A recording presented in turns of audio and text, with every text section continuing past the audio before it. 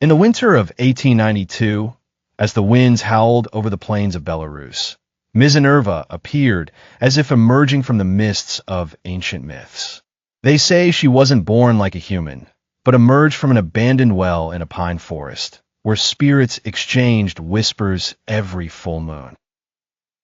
Her hair was the color of silver ash, and her eyes the color of a river swallowing the moon at midnight. Chekhov, in those days, was a doctor and writer, traveling through villages treating the poor and collecting stories. One cold night, when he got lost in a storm, mysterious lights led him to a wooden hut on the edge of the forest. There, he found Minerva sitting by the fireplace, wearing a white dress like the morning light. When she turned to him, he felt as if ancient voices were whispering his name. She said to him, "You're late, Anton. I knew you'd come. I've seen you in my dreams, writing about people living between sadness and hope, but you haven't yet written about yourself." From that night on, he visited her whenever his feet returned to that forest.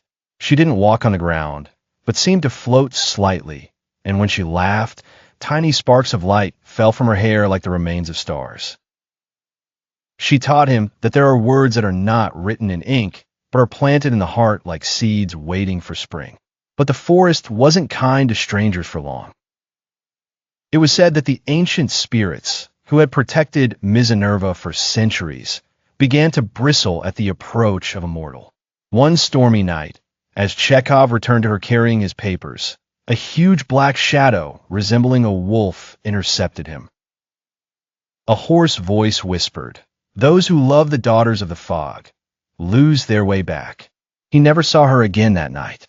It was said that she melted into the fog with the first light of dawn, leaving behind a strand of her gray hair on a rock by the river. Chekhov, for his part, later wrote stories about characters searching for unattainable love, as if he were writing letters to them that never arrived.